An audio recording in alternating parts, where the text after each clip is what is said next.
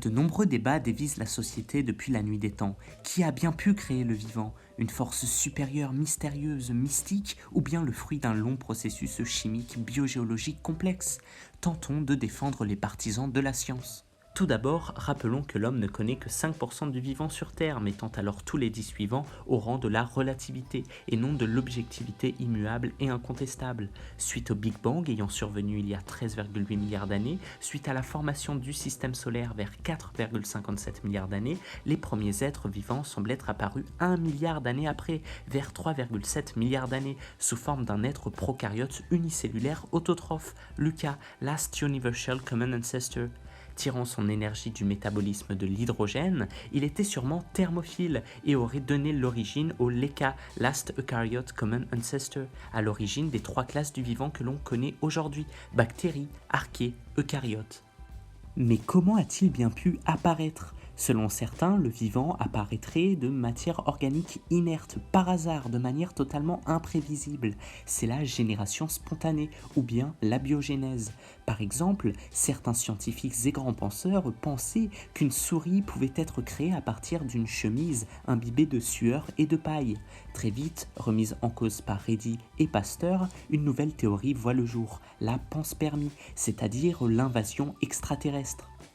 En effet, selon eux, la vie est apparue sur Terre de manière directe, par des chondrites qui renfermeraient des êtres vivants ayant alors colonisé la Terre. Cette théorie n'est pas totalement illusoire, sachant que certains organismes, comme le tardigrade, peuvent résister au vide et réaliser une pause métabolitique de plusieurs mois.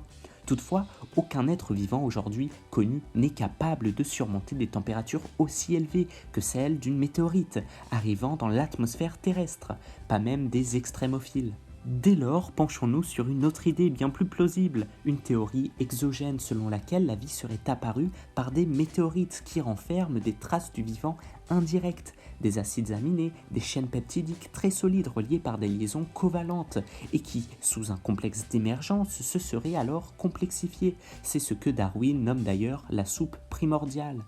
Miller, très préoccupé par cette idée, décida d'ailleurs d'appliquer une expérience mettant en lumière la chimie nouvelle, chimie exogène, chimie prébiotique, une chimie qui serait apparue sans matière organique. À partir d'électricité, d'eau, d'ammoniac, de dioxygène, il réussit à former des traces du vivant, du formaldéhyde et du cyanure d'hydrogène. Seul problème, la chiralité n'est pas respectée et les rendements sont extrêmement faibles. De plus, on ne pourrait concevoir du vivant sans la théorie cellulaire de Schwann. Or, la cellule a besoin d'une membrane bilipidique, formant une barrière semi-perméable avec l'extérieur. Ici, 2 idées sont probables. Soit, selon l'expérience de Miller, il est possible de former des acides gras, triglycérides et phospholipides. Soit, la notion de séparation de phase de molécules minérales amphipathiques aurait permis de créer un coacerva, membrane prébiotique. On le voit bien, que des théories émergent, aucune vérité absolue. Toutefois, elles ont le mérite d'être d'une grande sagesse, car ne se basent pas sur la foi. Mais en réalité, la foi n'est-elle pas l'allié même des sciences ?